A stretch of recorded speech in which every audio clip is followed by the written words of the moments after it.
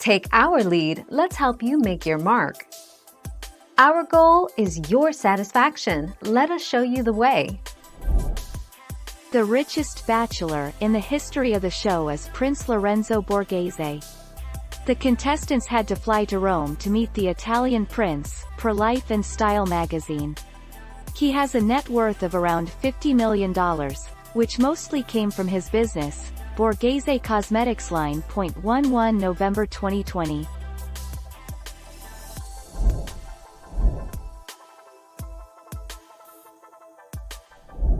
Let's help you make your mark.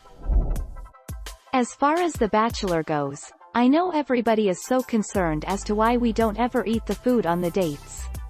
It's generally because there's cameras and mics and all that, and it would be kind of hard to get your sound bites while you're chewing and eating, she explained.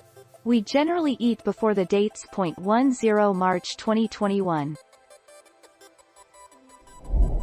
Thank you for watching. Please subscribe and hit the bell notification.